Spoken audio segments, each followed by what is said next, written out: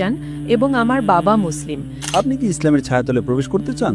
আমি বুঝতে পারছি না আপনি কেন আমাকে ইসলাম গ্রহণ করতে চাপ দিচ্ছেন। হ্যাঁ নাকি না?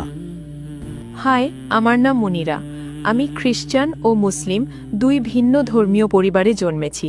আমার মা ছিলেন খ্রিস্টান এবং আমার বাবা মুসলিম, কিন্তু যখন আমার ইসলাম শেখার প্রয়োজন ছিল তখন বাবা আমার কাছে ছিলেন না।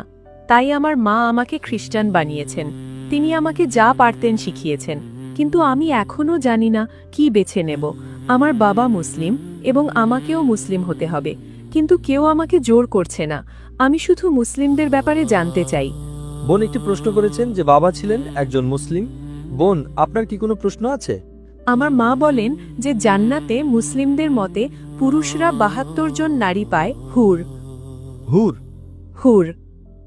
কিন্তু খ্রিস্টান ধর্মে আমরা আমাদের পরিবারের সাথে স্বর্গে যাই, আর আমি জানতে চাই মুসলিম ধর্মে নারীদের জন্য জান্নাত কেমন। বোন বললেন যে বাবা ছিলেন একজন মুসলিম, মা একজন খ্রিস্টান। আপনার মা আপনাকে বড় করেছেন, ঠিক? হ্যাঁ। তো আপনি কি আপনার বাবার সাথে যোগাযোগ রাখেন নাকি রাখেন না? বাবার সাথে যোগাযোগ রাখেন নাকি রাখেন না? আমার মা। তার মানে আপনি আপনার মায়ের সাথে থাকেন, বাবার সাথে নয়? না। বোন বললেন যে বাবা ছিলেন একজন মুসলিম, মা একজন খ্রিস্টান, কিন্তু মা তাকে বড় করেছেন, তিনি মায়ের সাথে বেশি থাকেন এবং মা তাকে খ্রিস্টান বানিয়েছেন। তাই এখন তিনি বিভ্রান্ত।